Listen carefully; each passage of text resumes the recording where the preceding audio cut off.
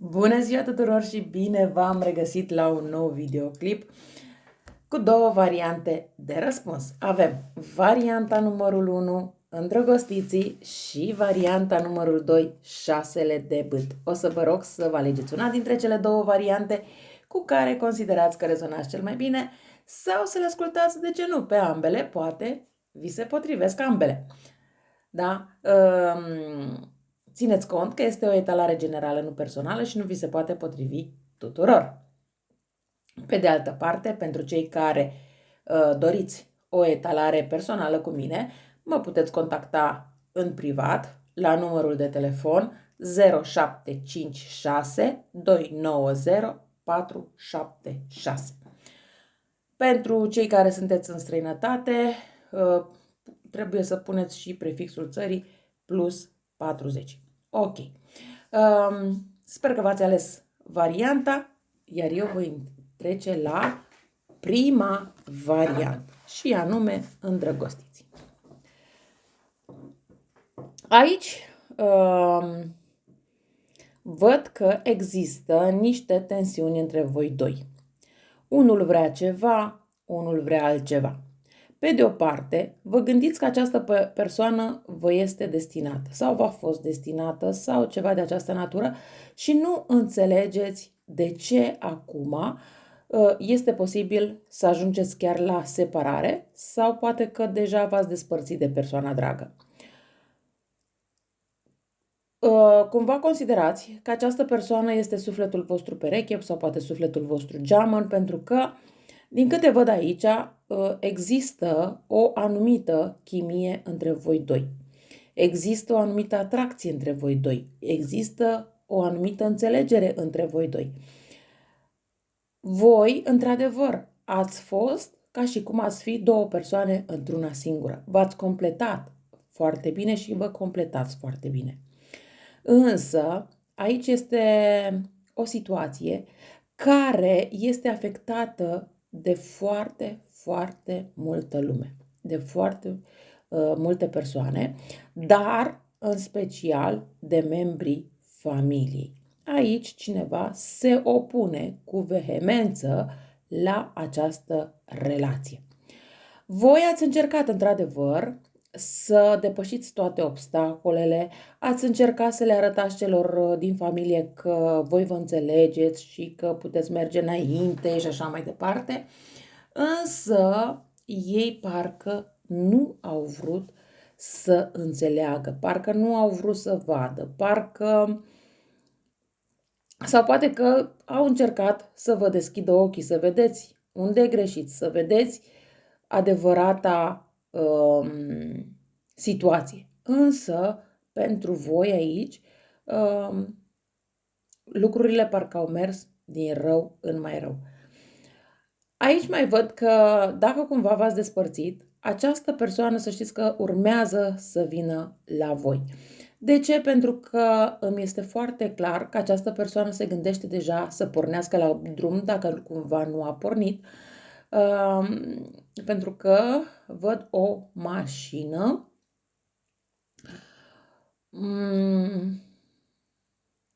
și văd că vine cu ideea de împăcare, dar parcă din nou la fel cineva intervine și nu vă dă voie să parcă nu vă dă voie să vă împăcați. Deci aici trebuie foarte multă hotărâre, foarte multă vehemență, dacă într-adevăr vă mai doriți această persoană să vă împăcați cu el sau cu ea, sau nu vă mai doriți o astfel de situație. Pentru că dacă nu vă mai doriți să vă împăcați, e cu totul și cu totul altceva. Dar dacă vă doriți, posibilitatea aveți, dar trebuie să nu mai dați voie altor persoane să intervină între voi doi. Aici avem inițialele C. De ce zic inițialele? Pentru că sunt două. Avem dragonul, dacă este cineva din zodiacul chinezesc dragon. Avem inițiala T, avem inițiala L. Aș putea să spun aici un kappa.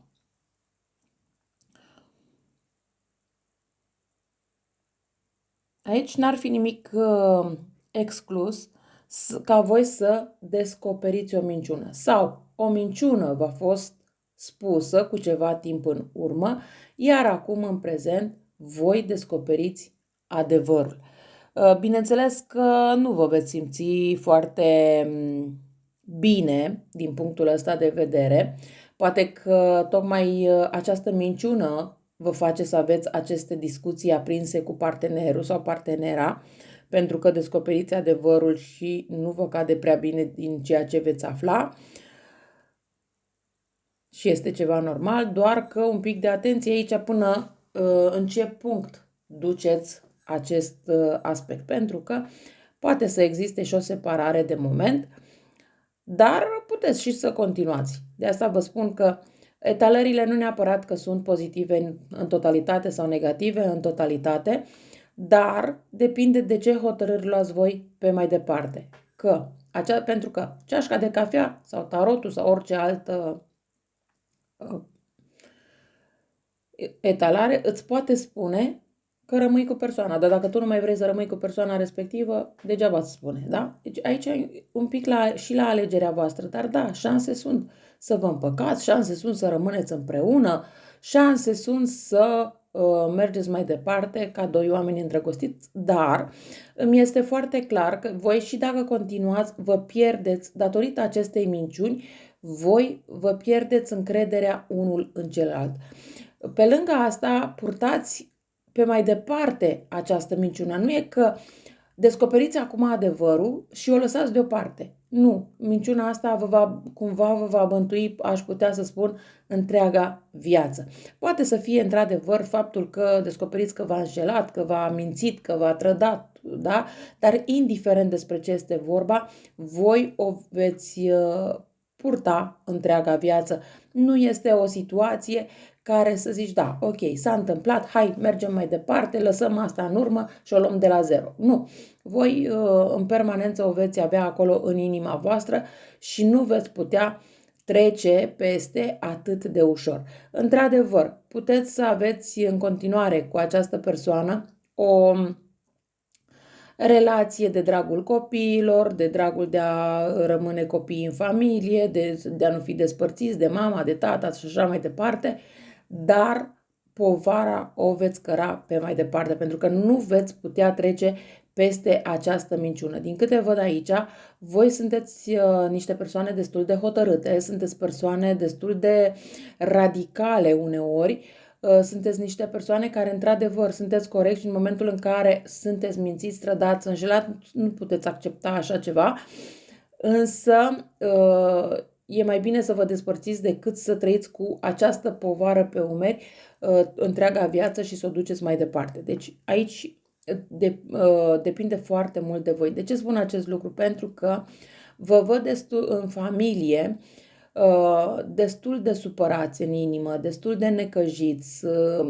E ca și cum minciuna asta nu trece peste o lună, două, o jumătate de an, un an.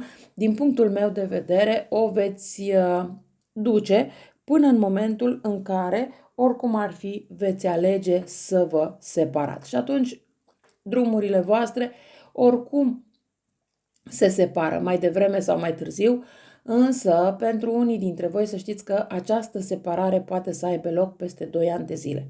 Pentru alții poate să fie 2 ore, 2 zile, 2 săptămâni, da, 2 luni, dar maximul aici este de 2 ani de zile în care separarea, oricum ar fi, se produce. De ce? Pentru că nu veți putea duce această minciună, această trădare, nu veți putea trece peste aceste lucruri care s-au întâmplat și ați început să le aflați sau chiar le-ați aflat. E clar că această persoană este destul de toxică pentru voi, este o persoană care și încearcă să vă ducă cu zăhărelul, este o persoană care a încercat să vă convingă și dacă ați văzut persoana, să zicem, în pat cu altcineva, vă spune, nu e, ce ai văzut nu e ceea ce ai văzut. Da?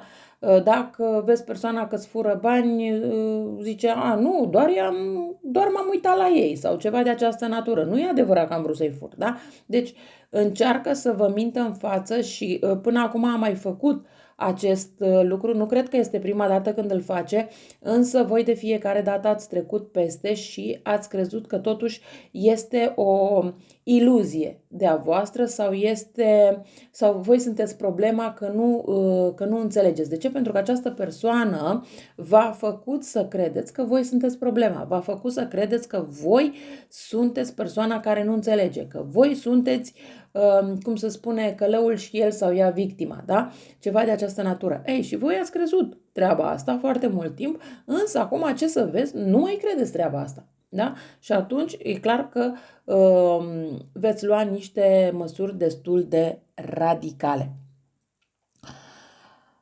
După toată această situație și toată această tevatură, să știți că urmează fericirea și pentru voi, însă mai aveți de dus bătălii, pentru că, așa cum am spus, voi nu renunțați atât de ușor la această persoană, poate de dragul copiilor, poate în speranța că se va schimba, poate, nu știu sub ce formă, dar nu veți renunța prea curând, însă până la urmă tot veți renunța, pentru că vă dați seama că da, chiar nu puteți merge cu această povară, să zicem, la infinit.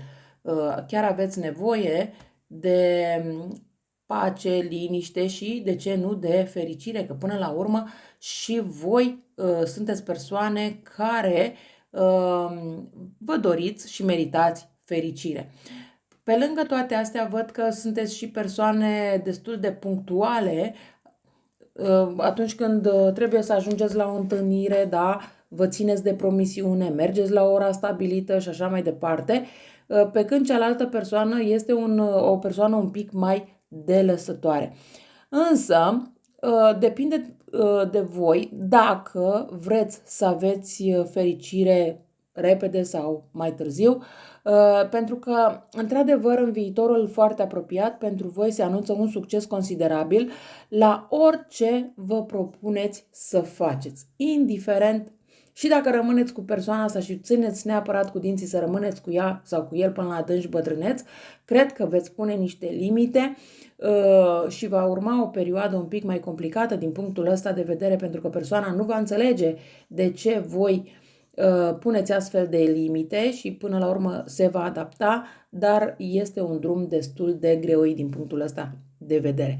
Acum, e clar, depinde de fiecare dintre voi, de răbdarea pe care o aveți să o mai acordați acestei persoane. Dar da, lucrurile se pot și îmbunătăți. Bun, cam astea au fost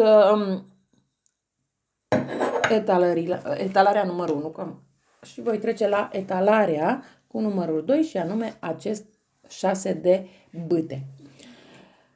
Bun, la etalarea numărul 2 văd că veștile vin la voi foarte, foarte repede. Sunt foarte multe vești pe care le primiți.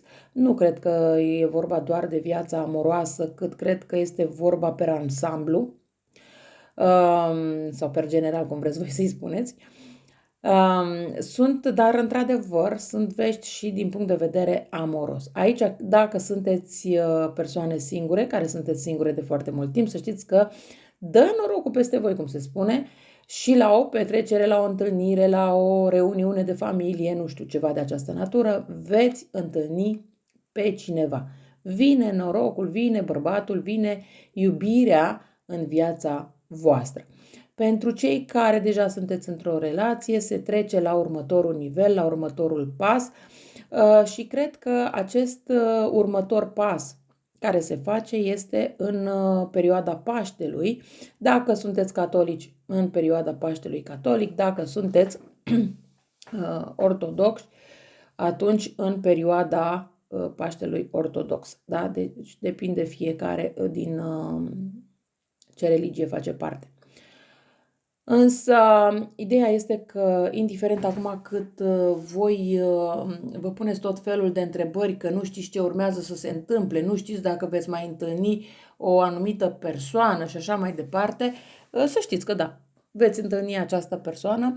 Într-adevăr, Aici este o persoană, din punctul meu de vedere, pe care nu o cunoașteți, da? Dacă sunteți persoane singure și întâlniți o altă persoană, este o persoană necunoscută, este o persoană care în totul începe ca o aventură, adică nu vă faceți prea mari speranțe încă de la început, dar ușor, ușor, pas cu pas și cu răbdare, totul va prinde contur și viața voastră se va schimba din foarte multe puncte de vedere. Ce este bine este că se va schimba în bine.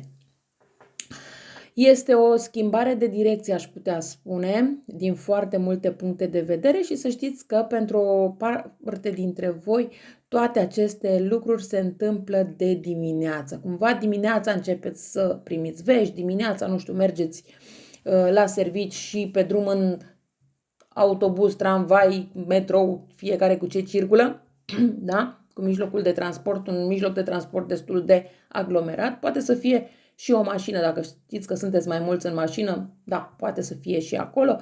Nu știu, poate că vedeți că cineva se aruncă în fața mașinii sau că trece pe culoarea roșie când la voie verde și nu vă dă voie să treceți. Da? Și vă luați un pic posibil să vă luați un pic la ceartă cu persoana respectivă, dar până la urmă schimbați niște numere de telefon și uite așa, ușor, ușor, vă cunoașteți și vă cunoașteți din ce în ce mai bine. Dar este o chestie din asta este un lucru la care voi nu vă așteptați să se întâmple, este un lucru care vă ia destul de mult prin surprindere. N-ar fi nimic exclus dacă voi sunteți persoane cu inițiala F, să întâlniți persoană cu inițiala M, R sau E și invers, da?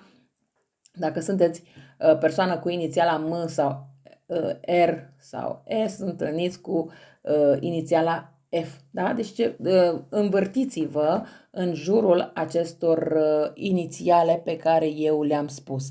Dar mi este foarte clar aici că pentru foarte mulți dintre voi urmează o nouă relație sentimentală, socială, financiară sau chiar economică, de ce nu?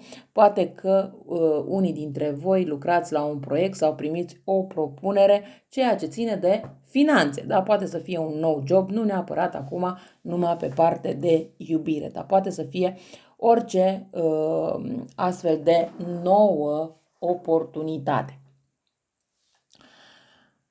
O oportunitate care, bineînțeles, este cu câștig, da? Deci, indiferent de situație, dar este o schimbare de direcție, n-ar fi nimic exclus dacă până acum ați lucrat cu contabilitate și acum deveniți profesor, dacă poate să fie ați fost profesor și acum, nu știu, vreți altă meserie, un alt job, da? Deci poate să fie pentru că se poate întâmpla să fie într-un alt oraș, într-o altă țară, da? Poate să fie și asta, dar ideea este că este o schimbare de direcție, este ceva cumva totul nou pentru voi. Cred că vine pentru voi ca o surpriză extrem de mare și chiar neașteptată. Nu cred că e ceva la care să vă așteptați. Nu știu, poate că un prieten, o prietenă la care voi vă gândiți destul de mult și prietena respectivă se gândește la voi, uite că acum îi apare această oportunitate și pune mâna pe telefon și vă spune, uite, prietenul meu sau cumnatul meu sau sora mea sau nu știu cine vrea să facă nu știu ce firmă și are nevoie de persoana potrivită la momentul potrivit. Ce spui? Vrei sau nu vrei? Da? Și vă dați seama că pe moment nu știți ce să faceți, dar până la urmă, bineînțeles că veți accepta din punctul meu de vedere o astfel de noutate. Dacă vorbim despre o relație nouă, la fel, este posibil cineva să vă facă cunoștință, poate cu persoana respectivă și, sau exact cum am spus, mergeți pe drum și vă loviți de persoana respectivă, da? Dar ideea este că indiferent sub ce formă este, chiar dacă în acest moment, indiferent ce apare, este pentru voi un necunoscut, și e așa pare ca o aventură, se schimbă în ceva pozitiv pentru voi. Mai văd aici că ați avut poate de-a face sau aveți de-a face, nu știu, sau această persoană pe care o veți cunoaște poate să fie zodia Pești, Balanță, Gemeni, da, poate să aibă una dintre aceste zodii sau poate că chiar ascendentul, nu neapărat zodia. Dar ideea este că pare o persoană destul de stabilă, pare o persoană care știe ce își dorește, pare o persoană care atunci când se îndrăgostește, greu îi trece. Este o persoană destul de pasională, este o persoană foarte iubitoare, protectoare și care oferă foarte multă siguranță. Uneori veți avea impresia că este o persoană posesivă, dar nu este acea posesie destructivă, ci este o posesie ca și cum își dorește să aibă aceeași confirmare de siguranță din partea voastră. Mai văd aici ceva în legătură cu o zodie cornută, Berbec, Taur sau Capricorn.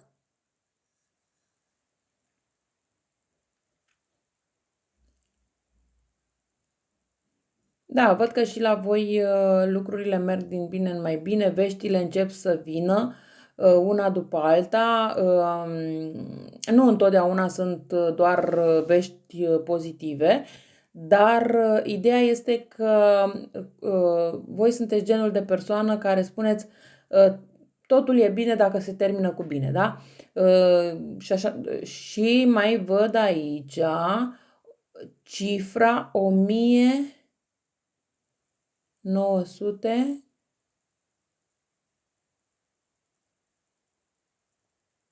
40, 50, 1005, nu știu, sau 152, avem 3, 3, 3, avem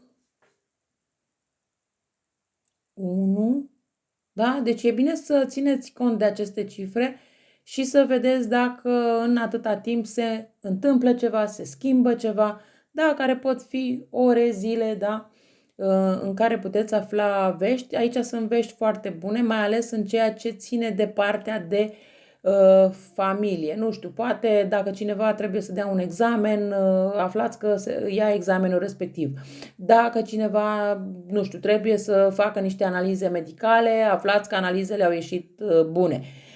Da, orice problemă pe care voi o gândiți în acest moment, în ceea ce are legătură cu familia, veți primi veștile bune. Eu cam atât am avut de spus și pentru voi, cei de la varianta numărul 2. Vă mulțumesc că m-ați ascultat și vă doresc o zi cât mai frumoasă în continuare. La revedere!